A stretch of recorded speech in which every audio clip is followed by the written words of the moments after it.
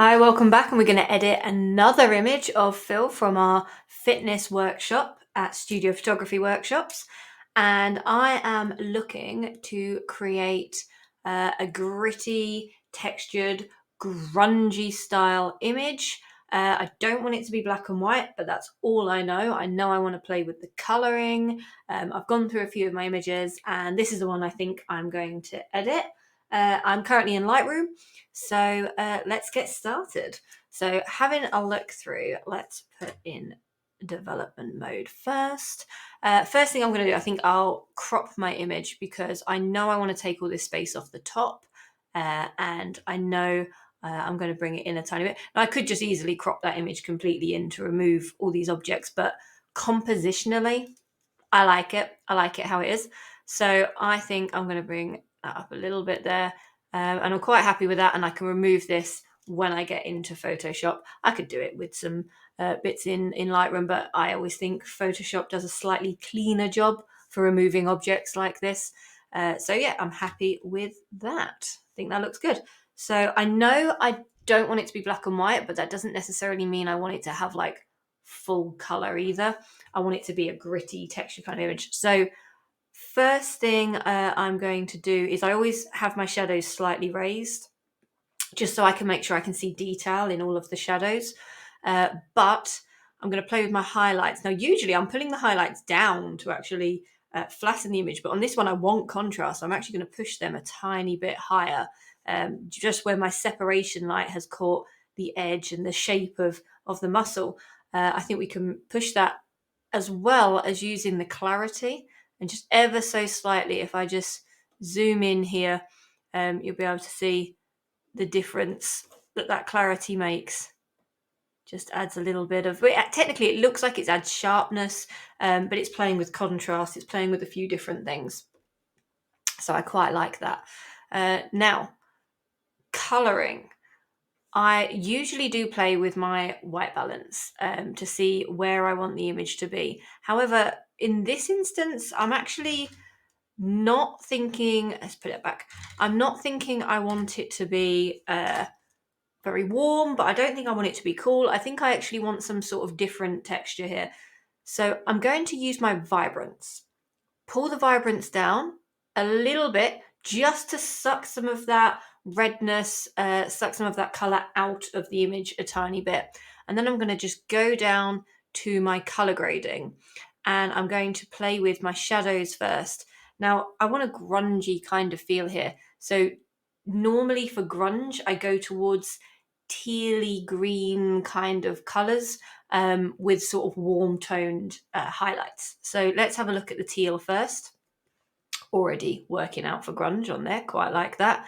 Play around with it a little bit, quite like it there. And if I go over to my highlights and then add in my yellows and oranges, I think that's looking quite nice. Now, I don't often actually play with my midtones unless I've got an image that's very contrasty, and then I find it can be quite useful. Overall, I find it just flattens an image out, and it's not really what I'm into.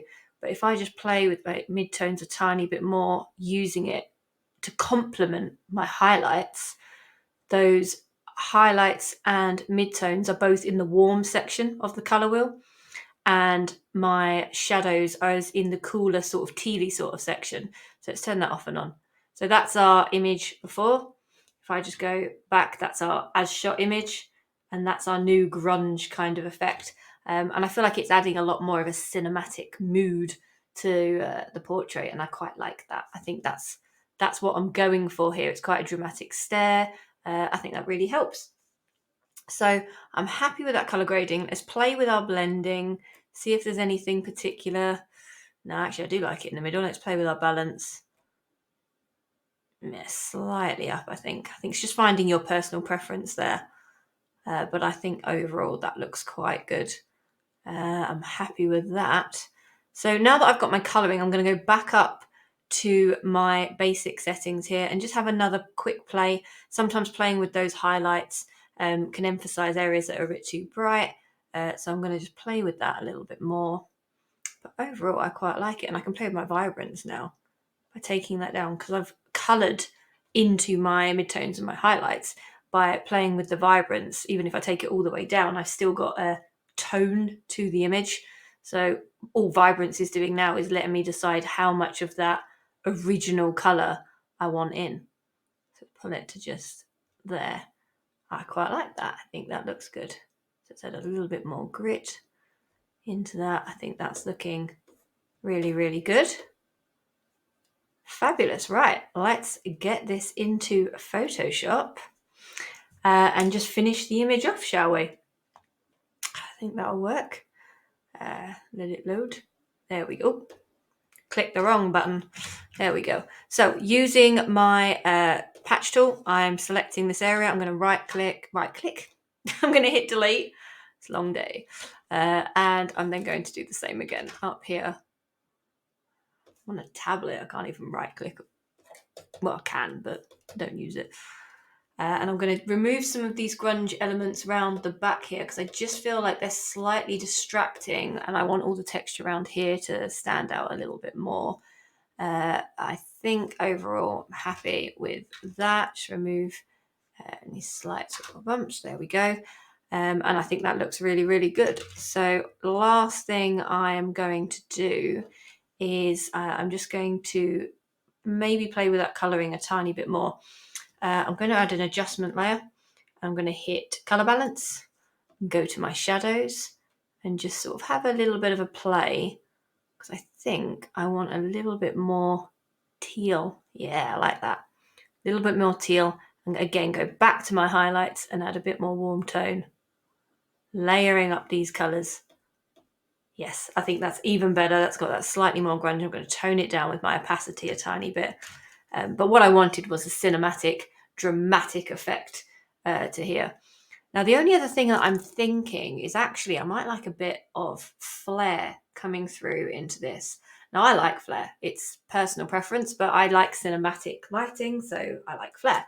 So what I'm going to do to create flare, I'm going to duplicate my layer. I'm going to hit Control U and up the lightness almost so I can't see the image. So not 100%, just so I've got a little bit there. And then I'm going to hit Control B and I'm going to color that with whatever color my shadows are. And I'm going to go right into the teal and a little bit into the blue. That's fine. And then I'm going to hit my mask, Control I to invert. And I'm going to get a brush.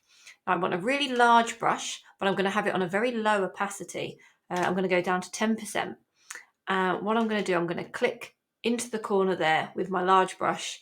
And then I'm going to make my brush smaller. Click again, smaller, click in. Oh, I need a feathered brush. What am I doing? Make sure it's as feathered as possible.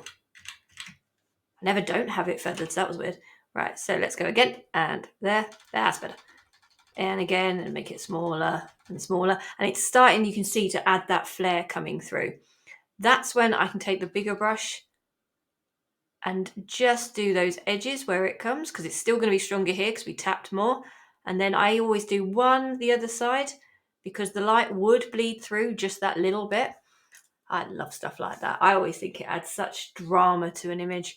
It's right up my street. And then you can keep tapping at the top here until it's as bright as you want it. I don't think you want it really, really bright. I don't think you want it to be white. I think you want just a hint, and then you can tone that down as much as you want just to really finish off that image. But I'm really happy with that. I think, yeah, that flare was needed. It needed to finish off the drama and give us even more cinematic value to this image. But brilliant. Well, hope this was helpful, and I will see you next time.